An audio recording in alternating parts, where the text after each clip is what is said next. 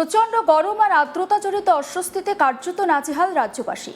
সকাল হতেই রোদের তেজ আর বেলা বাড়ার সঙ্গে সঙ্গে ঘাম আর সঙ্গে ভ্যাপসা গরমে অতিষ্ঠ হয়ে উঠেছেন মানুষ।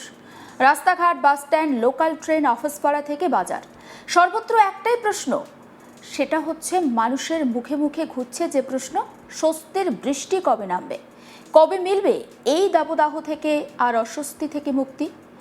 এই পরিস্থিতিতেই আগামী কয়েকদিনের আবহাওয়ার পূর্বাভাস জানিয়ে দিল আলিপুর আবহাওয়া দপ্তর।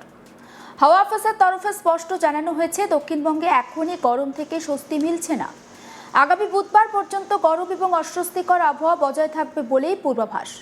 শুধু তাপমাত্রাই নয়, বাতাসে জলীয় বাষ্পের পরিমাণ অত্যন্ত বেশি থাকায় আর্দ্রতাজনিত অস্বস্তিও বাড়বে। ফলে তাপমাত্রা খুব বেশি না বাড়লেও অনুভূত তাপমাত্রা বা ফিলস লাইক টেম্পারেচার অনেকটাই বেশি থাকবে। বিশেষ করে দক্ষিণবঙ্গের পশ্চিমাঞ্চলের জেলাগুলিতে পরিস্থিতি সব থেকে বেশি ভোগাবে মানুষকে। যেমন পশ্চিমাঞ্চলের পুরুলিয়া, বাঁকুড়া, পশ্চিম মেদিনীপুর, ঝাড়গ্রাম, পশ্চিম বর্ধমান এবং বীরভূম।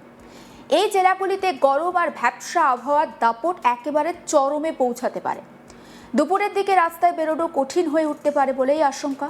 তীব্র রোদ আর গরম হাওয়ায় সাধারণ মানুষের পাশাপাশি সমস্যায় পড়ছেন শ্রমজীবী মানুষ, পথ চলতি যাত্রী এবং বয়স্করাও। তবে এরই মধ্যে কিছুটা স্বস্তির খবরও দিচ্ছে আবহাওয়া দপ্তর।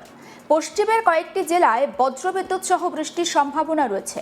স্থানীয়ভাবে বজ্রগর্ভ মেঘ তৈরি হওয়ার কারণে যে কোনো জায়গায় হঠাৎ করেই অল্প সময়ের জন্য ঝড় বৃষ্টি হতে পারে। কোথাও কোথাও আবার দমকা হাওয়া সঙ্গে বৃষ্টি। যদিও এই বৃষ্টি সব জায়গায় যে হবে তা কিন্তু নয়, যেখানে হবে সেখানে সাময়িকভাবে তাই তাপমাত্রা কিছুটা কমবে। আবহাওয়াবিদরা বলছেন, বঙ্গোপসাগর থেকে প্রচুর পরিমাণে জলীয় বাষ্প ঢুকছে দক্ষিণবঙ্গের ওপর, আর সে কারণেই আর্দ্রতা বাড়ছে। অন্যদিকে দিনের বেলায় প্রবল গরমে বায়ুমণ্ডলের নিচের স্তরের অস্থিরতা তৈরি হচ্ছে, আর সে কারণেই বিকেলের দিকে বজ্রগর্ভ মেঘ তৈরি হওয়ার সম্ভাবনা বাড়ছে, যার জেরে কোথাও কোথাও কালবৈশাখীর মতো পরিস্থিতি তৈরি হতে পারে। হাওয়া অফিসের পূর্বাভাস অনুযায়ী বুধবার থেকে বৃষ্টির পরিমাণ এবং বৃষ্টির বিস্তার হয়তো আরও কিছুটা বাড়তে পারে। অর্থাৎ শুধুমাত্র বিচ্ছিন্ন যে বৃষ্টি হবে তা কিন্তু নয়, দক্ষিণবঙ্গের বিস্তীর্ণ অংশে ঝড় বৃষ্টির সম্ভাবনাও তৈরি হচ্ছে। বিশেষ করে দক্ষিণবঙ্গের নদিয়া, মুর্শিদাবাদ, বীরভূম, পূর্ব আর পশ্চিম বর্ধমান, পুরুলিয়া, বাঁকুড়া, পূর্ব পশ্চিম মেদিনীপুর এবং ঝাড়গ্রামে বজ্রবিদ্যুৎ সহ ঝড় বৃষ্টির সম্ভাবনা বেশি। এছাড়াও আবহাওয়া দপ্তর জানাচ্ছে, বৃহস্পতিবার থেকে শনিবার পর্যন্ত দক্ষিণবঙ্গের বিভিন্ন জায়গায় কালবৈশাখীর একটা অনুকূল পরিস্থিতি তৈরি হতে পারে। ঝোড়ো হাওয়া সঙ্গে বজ্রপাত এবং ভারী বৃষ্টির সম্ভাবনা তাই রয়েছে। এমনকি বিক্ষিপ্তভাবে শিলাবৃষ্টি হতে পারে বলেও সতর্ক করছে আবহাওয়া দপ্তর। ফলে কৃষকদের জন্য যেমন কিছুটা স্বস্তির খবর, তেমনি বজ্রপাতের আশঙ্কায় সাধারণ মানুষকে সতর্ক থাকার পরামর্শও দেওয়া হয়েছে। বিশেষজ্ঞদের মতে এই সময় কালবৈশাখী হওয়া খুব একটা অস্বাভাবিক নয়। গরমে যে ভূমি সেটা উত্তপ্ত হয় এবং বঙ্গোপসাগর থেকে আসা আর্দ্র বাতাস মিলেমিশে তৈরি করে এই কালবৈশাখী ঝড়ের মতো পরিস্থিতি। কালবৈশাখী একদিকে যেমন গরম থেকে স্বস্তি দেবে আপনাকে, ঠিক তেমনি ঝোড়ো হাওয়া আর বজ্রপাতের কারণে ক্ষয়ক্ষতির তাই আশঙ্কা থাকে। তাই আবহাওয়া খারাপ হলে অপ্রয়োজনীয়ভাবে বাইরে না বেরোনোর পরামর্শ দিচ্ছেন বিশেষজ্ঞরা।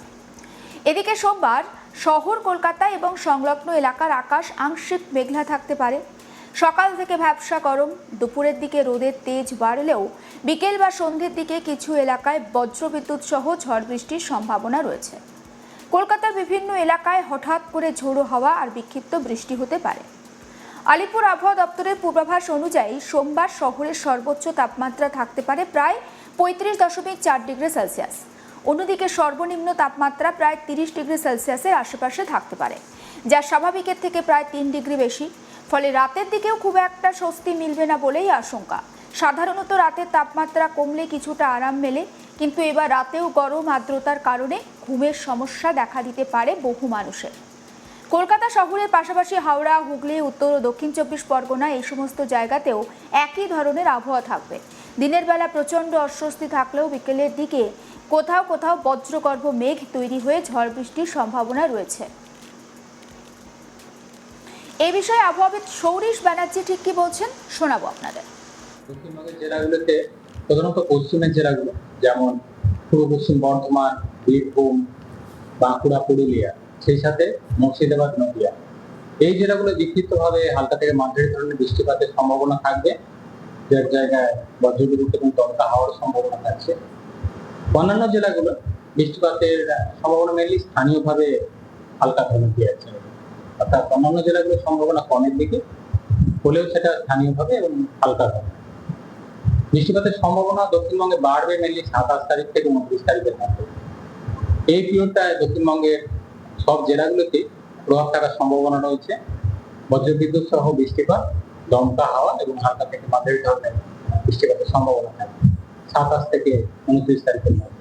দু এক জায়গায় বজ্রবিদ্যুতের তীব্রতাও থাকার সম্ভাবনা রয়েছে এই পিরিয়ডটা। তাপমাত্রা খুব একটা উল্লেখযোগ্য পরিবর্তন থাকবে না আগামী 3 দিন। গরম অস্বস্তিকর ওয়েদার, বিশেষ করে পশ্চিমের জেলাগুলো যেমন পুরুলিয়া, বাঁকুড়া, পশ্চিম বর্ধমান, ঝাড়গ্রাম, পশ্চিম মেদিনীপুর এবং সেই সাথে পূর্ব মেদিনীপুর, এই জেলাগুলোয় গরম অস্বস্তিকর ওয়েদার কন্ডিশন থাকবে আগামী 2-3 দিন। অন্যান্য যে জেলাগুলো রয়েছে কলকাতা সহ অন্যান্য জেলা, দক্ষিণের যে জেলাগুলো রয়েছে, এখানে মেনলি আর্দ্রতা বেশি থাকার কারণে অস্বস্তিকর ওয়েদারটা কন্টিনিউ করবে আগামী 3 দিন। কলকাতা পার্শ্ববর্তী অঞ্চলের জন্য দিনের সর্বোচ্চ তাপমাত্রা প্রায় 35 ডিগ্রির কাছাকাছি, 35 থেকে 34 ডিগ্রির কাছাকাছি থাকার সম্ভাবনা থাকবে আগামী 3 দিন। আর্দ্রতা বেশি থাকার কারণে অস্বস্তিকর ওয়েদার একটা বজায় থাকবে আগামী 3 দিন।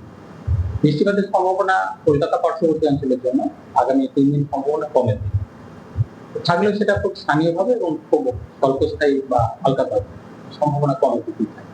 মেনলি 27 তারিখ থেকে 29 তারিখের মধ্যে কলকাতা পার্শ্ববর্তী অঞ্চলেও বৃষ্টিপাতের সম্ভাবনা রয়েছে। হালকা থেকে মাঝারি ধরনের বৃষ্টিপাত, দমকা হাওয়া এবং বজ্রবিদ্যুতের সম্ভাবনা থাকবে কলকাতা পার্শ্ববর্তী অঞ্চলের জন্য।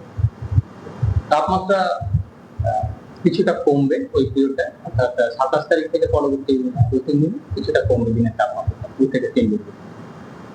উত্তরবঙ্গের ক্ষেত্রে 24 থেকে 26 তারিখের মধ্যে বৃষ্টিপাত বেশি থাকার সম্ভাবনা রয়েছে, বিশেষ করে উত্তরের জেলাগুলো অর্থাৎ দার্জিলিং, কালিম্পং, জলপাইগুড়ি, কোচবিহার, আলিপুরদুয়ার, এই জেলাগুলো দু এক জায়গায় ভারী বৃষ্টির সম্ভাবনা রয়েছে আগামী 3 দিন। অন্যান্য জেলাগুলো মালদা, দিনাজপুরে প্রধানত বিক্ষিপ্তভাবে হালকা থেকে মাঝারি ধরনের বৃষ্টিপাতের সম্ভাবনা এবং দু এক জায়গায় বজ্রবিদ্যুতের সম্ভাবনা আছে। উত্তরবঙ্গের ক্ষেত্রে বৃষ্টিপাত ধীরে ধীরে কমবে 27 তারিখ থেকে পরবর্তী কয়েকদিনে ধীরে ধীরে বৃষ্টিপাত কমবে, অর্থাৎ যখন উত্তরবঙ্গে কমবে তখন দক্ষিণবঙ্গে বাড়তে শুরু করবে। মৌসুমী বায়ু বর্তমানে যেটা বর্ষা যেটা প্রবেশ করেছে এই আন্দামান সাগরে এবং আন্দামান আইল্যান্ডের কাছাকাছি, এবং আমাদের রাজ্যে বর্ষা সাধারণত প্রবেশ করে দক্ষিণবঙ্গে 10 তারিখের পর এবং উত্তরবঙ্গের ক্ষেত্রে মেনলি 5 তারিখের পর, 5ই জুনের পর, দক্ষিণবঙ্গে 10ই জুনের পর। এখনো স্পেসিফিক আপডেট আমাদের রাজ্যের জন্য দেওয়া হয়নি, যেহেতু অনেকটা দেরি আছে। সমস্ত আপডেট পৌঁছে দেবো আপনাদের কাছে। নজর রাখুন আজ তাক বাংলায়, সাবস্ক্রাইব করতে ভুলবেন না।